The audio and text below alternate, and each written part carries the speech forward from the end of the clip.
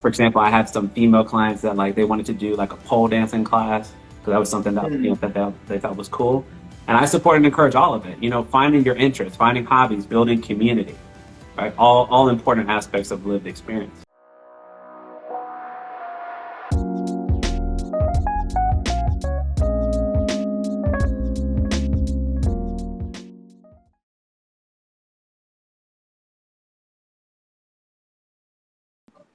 What are the things that we can do today, or even most importantly, like just so people can get to know you a little bit better?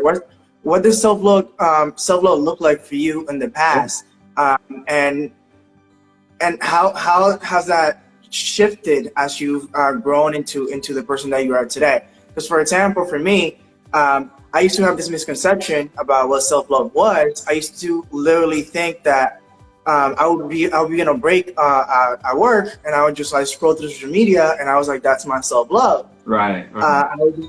And now I know that when you're doing that, you're literally draining your brain of all, like, you're overstimulating your brain, and you're draining your brain from all of those feel-good chemicals. Yeah. And that's why many of us feel awful. You're like, but I had a break. I don't understand why I feel. Well, like, that's not necessarily a break. So I had to relearn what what self-love and filling my cup actually looks like. So how has that shifted for you? Because I used to do like binging Netflix on the weekends and thinking that was self-love. And then I was like, I don't know why I'm so draining. But yeah. So if that makes sense, how's that shifted for you? No, it absolutely does, man. And it's funny you say that.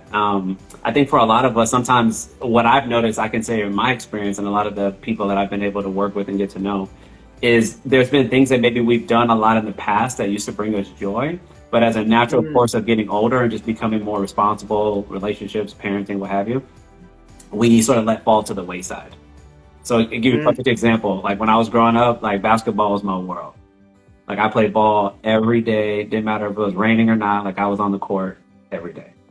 And as I got older, I noticed that because of life, responsibilities, financial stress, what have you, like I stopped playing for years.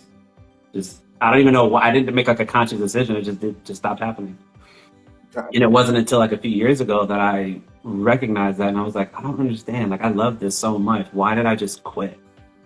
And I started to make more of an effort intentionally to start doing more that I enjoyed.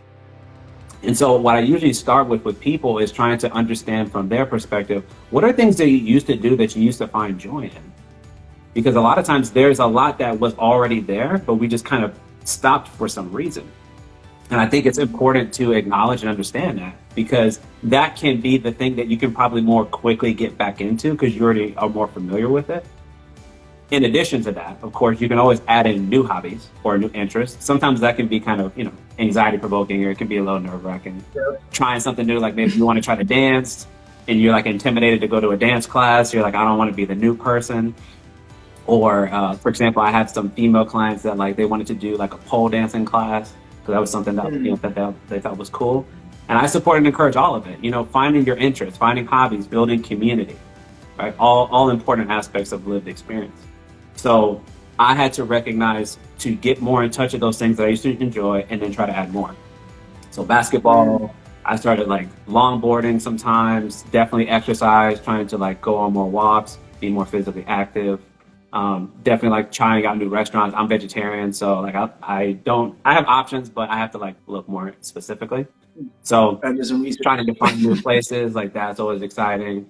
And then just trying to build more relationships with people that I care about and being very intentional with time. So a big thing for me now, as I've gotten older, is building solid relationships with people, because you never know how long you're going to be able to be around each other.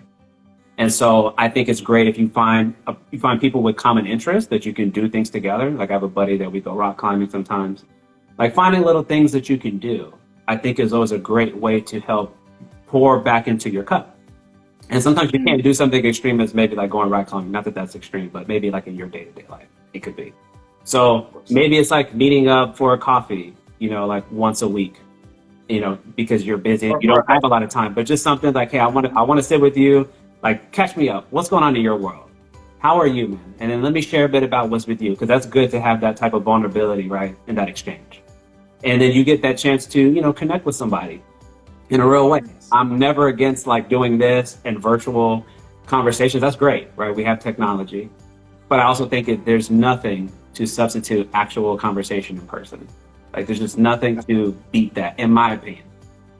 And so I think it's just making the time, really just making the time to invest in yourself. So be intentional, get that schedule, carve out some time in it. I love using Google Calendar. So put some time in there, going to lunch here, going to have a coffee here, going to the gym here, going to go skateboard here, or bike here. That to me is where it boils down to. You got to be intentional about it. If you are organized like that, budget the time in there, so you know more than likely you're going to get it. And that helps to not do what we were talking about earlier, where you're giving to everybody else and you don't pour in yourself. If I put it on my calendar, good chance I'm going to do it. So I am pouring into myself, which then helps me, continue to give to everybody.